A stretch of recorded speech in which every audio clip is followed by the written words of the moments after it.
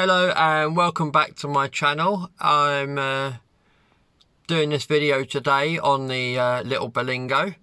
The big question is, did it pass or fail its MOT? I wonder how many of you would like to know the answer to that.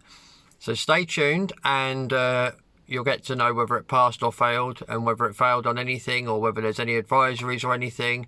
And then obviously whether or not there's any more content as well on this van, because that's why I do YouTube, so you guys can see me fixing cars and doing repairs and stuff. So stay tuned on that.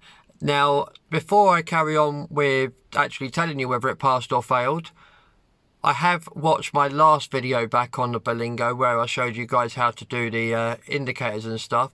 And I've very much realised that on the MOT pre-inspections, I didn't show you guys that much at all in regards to what they do as far as testing cars is concerned.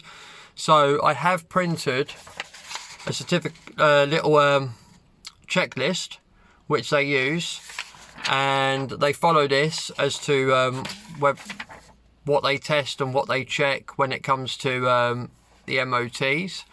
And we'll run through this with you guys now. I'll just turn the camera around and then we'll go through this. So yeah, I'm actually sitting in the Berlingo now. We've just come back from the test centre. But on this is a driver vehicle standard agency thing. And they check on the interior, they check the seats and the seat belts. And when it says they check the seats and the seat belts, they check to make sure the seatbelt will lock and that it clips into place. Warning lamps. They check to make sure there's no warning lamps on the dashboard, like the engine management light or the airbag light or any of that. They all come on, and they all have to come on and go back off again when the engine gets started. Switches. They check all the switches for the position lamps, headlamps, hazards, making sure they're all working, and they test the left indicators and the right indicators. View to the front, you've got to make sure that you've got a complete clear windscreen and there's no cracks in the driver's view or large stone chips in the driver's view. They check that. And I did touch on the subject in the last one where they check the condition of the washer jets and making sure there's that. So make sure the washer jet fluid is topped up. Brake controls and servo operation, they'll test it. Basically, they'll just press the brakes and make sure they work. Steering wheel and column, making sure there's no excess play. Doors to make sure they open and close, mirrors to make sure they're there more than anything, and the horn to make sure it works. This speedometer one is class 5 only, so that's not important for cars. Right, exterior checks. The condition of the registration plates has to be clean, clear and easy readable. Lamps, registration plate lamps, that's all your lamps, along with the indicators and hazards. Headlights, aim. Also, if it's got a headlight level adjustment, that needs to work on both sides. Stop lamps, fog lights, reflectors, wheels and tyres. Now the wheels and tyres, what they check for that is the condition of the wheels and tyres, the legal side of it, whether they've got enough legal tread in there or not, and also whether they are the same size across an axle. You don't have to have the same wheels and tyres on the front and the back of the vehicle, but as long as they're the same size across an axle, then it's fine. Shock absorbers.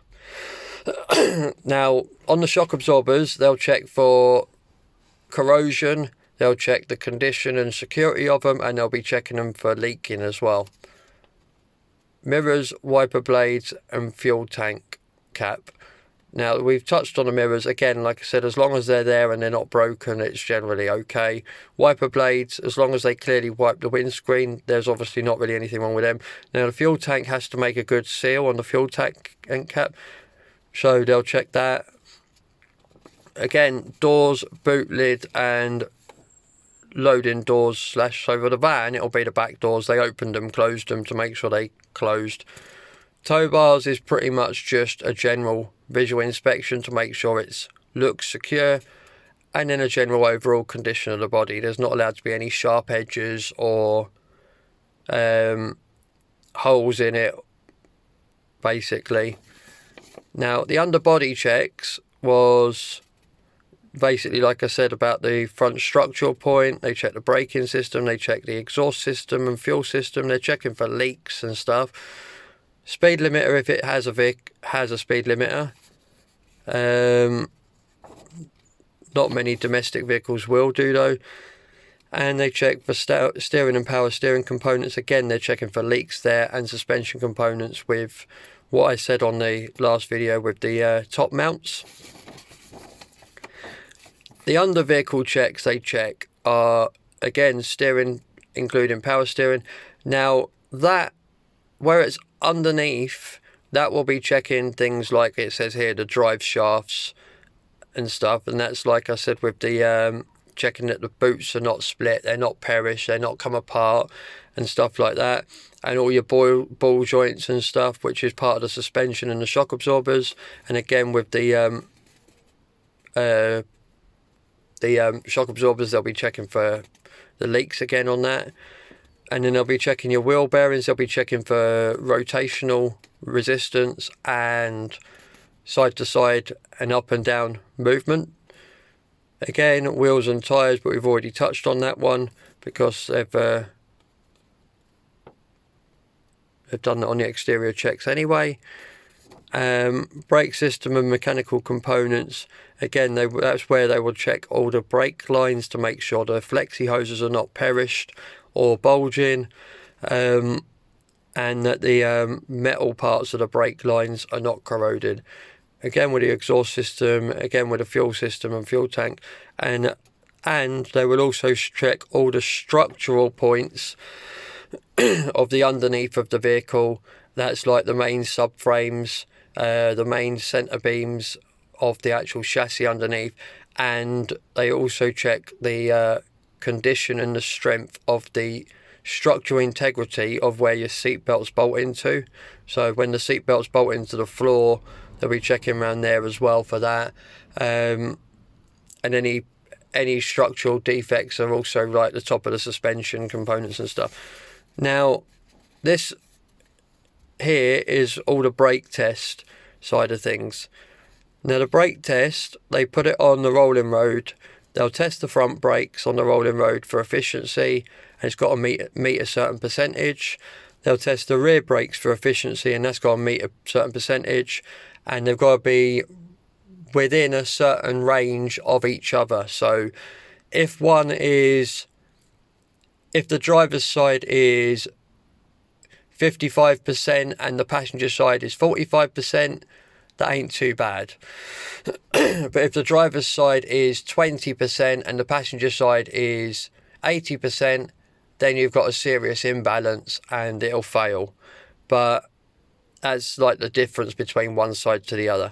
And they'll do the same check with a handbrake as well. And also with the emissions, I touched on that before on the emissions, but they will just stick a probe up the exhaust and test for the emissions on that. So that's basically what they go through on the MOT testing checks. Now on to the MOT certificate, the big boy, the MOT test certificate, make and model, Citroen Berlingo, mileage 104,459. Now, the big question, did it pass or did it fail?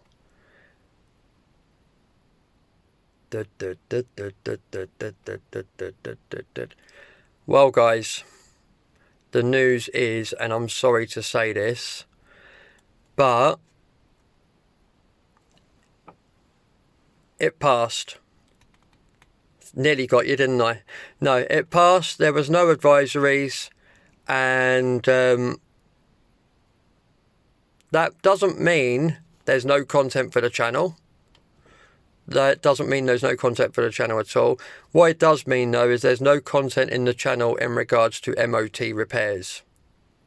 So I'll just flip the camera around and explain that in a bit more detail. So yes, even though I tried to make that sound like it was bad news, it's actually good news, because my only working vehicle is passed and, well, usable for another year on the road. So lovely. Can't be happier about that. But when I say it doesn't mean there's no content for the channel, the radio in this vehicle is a Sony DAB Bluetooth head unit. And I originally I'm still at the moment using the standard FM car aerial. And I bought on eBay for about £5. A little adapter about that big. You have the standard aerial off of the car going one side. You have a power lead go to it, a ground lead go to it, and then it comes off with two wires at the back. One's DAB and one's FM. And up until a couple of days ago, that was working lovely. I was getting DAB radio, I was getting normal broadcasts, and it was working fantastically. It works to pick up my phone, to do phone calls and stuff as well. But not only have I lost all DAB stations, I am struggling to get my most localised radio station in FM mode, because that is very hit and miss as well. So I believe that little adapter that I bought cheaply on eBay has failed. But I have, however, bought a DAB and FM split powered antenna a while ago. So the plan is I will be doing a video on fitting that, and the only reason I haven't fitted it before now is because I actually need to remove all the aerial out, remove a lot of panels, remove a lot of side trims, and I also need to drill the original hole that the aerial was in larger, because it's got a larger diameter screw thread on it, and I just haven't been bothered because the adapter was working fine. So it was just something I thought I'd do so I get a better signal and I get better DAB channels, because I don't get all the DAB channels. I've never had all the DAB channels, so I thought with a proper DAB antenna I'd get DAB channels. But looks like we're doing that at some point. But at the moment there might be a service video, but money's really tight at the moment, so there will be more videos to come on the Polo. I have, however, put the wheels back on and bled the brakes up, and I've taken the Polo out for a spin around the road just to make sure it handles and drives okay. But you'll see that more in the Polo videos. So for now, I will bid you farewell, and I'll say bye for now. But if you like this content, or if you want to know anything about what I get up to, don't forget to leave a comment, like, subscribe, and ring the bell if you want to keep notifications of the videos.